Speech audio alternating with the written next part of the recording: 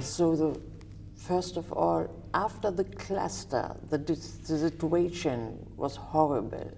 What did you do first? Well, thank you for being with us. The first thing we did after the explosion was to go on the ground and see what is happening, as every single Lebanese reaction was to go into the city and try to help in any way possible. This is on a personal level. On a Rotarian level, we started immediately getting in touch with the institutions that we know on the ground, such as the hospitals and the schools and the different NGOs, and tried to do a small assessment of the situation to see how we could help first. That was one of the first steps that we took. What kind of help did you ask? So many different kinds of help. We received donations of containers in medical supplies that we tried to distribute amongst the NGOs and the hospitals.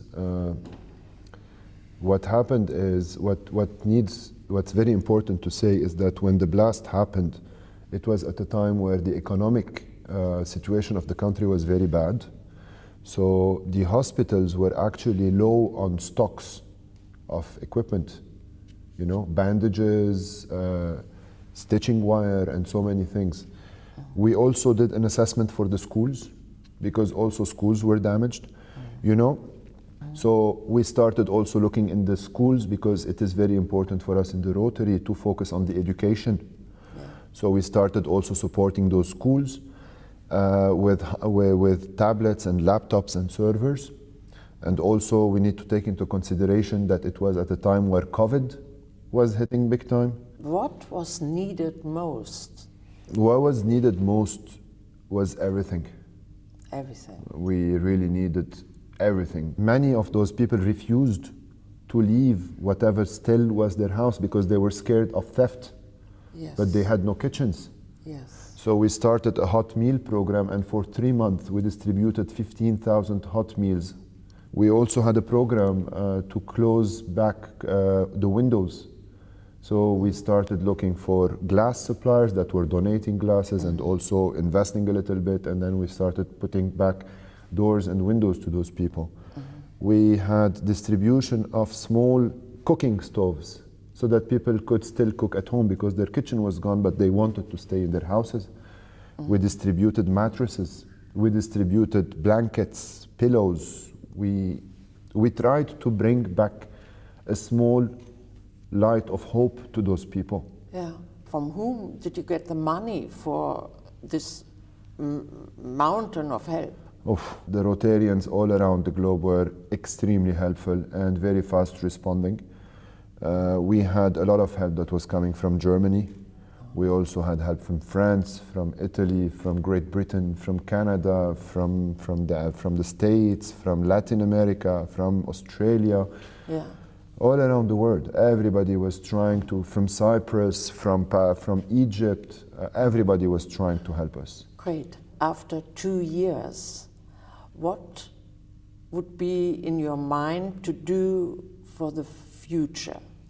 What would be important? I think what's very important in Lebanon is to be able to give something to the people so that they can build by themselves. Yeah. You know, last year we distributed 12,500 food boxes all over Lebanon, in the area of the blast, but also all around Lebanon. But now we are more thinking strategically. We are working with an NGO called Basma, who is an NGO that wants to empower women, and we want to help them build a central kitchen so that they have, it's a $1 million project, but we are focusing on the central kitchen project, and we are trying to raise the funds that are required so that those people can start cooking from themselves and then producing a product that would be sold out there. So this is one of our projects. We also are focusing very much on education, and we have a plan to build a global grant in order to be able to open 12 robotics learning centers in schools all over Lebanon because we are very keen on bringing into the education of those children the robotics and learning how to do programming and coding. We're also thinking of establishing solar panels for schools, because you need to know that in Lebanon we currently have only 2 hours or 1 hour per day of electricity. And the only way is to have backup generators. But backup generators, first of all, are very expensive to run. But not only they are expensive to run, and looking at the price of the fuel today, but they are extremely unhealthy to run. They are a #1 source of cancer in Lebanon. So we are thinking about this new chapter in the Rotary, which is the environment that we have right now as an area of focus. And we would like to support schools in having their own solar energy. And finally, and I think this is a very important one, last year when the blast happened, whether it's the Rotarians or the Rotaractors, we all went onto the ground in order to support the population, but we were not trained. We were just reacting to something unexpected. So what we are really looking forward in our district is to have a training program for the Rotarians to be ready to be people of action. When something happens, when an emergency happens, whether it's an earthquake or a flood or, God forbid, like this harbor blast, which is the biggest non-nuclear explosion in a city in the history of humanity.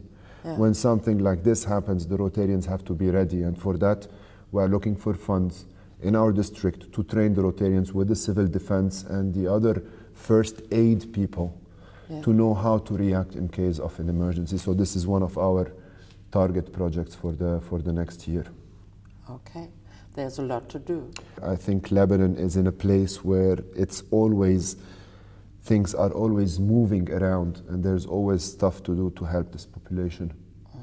And we're proud of being Rotarian in that. Good luck.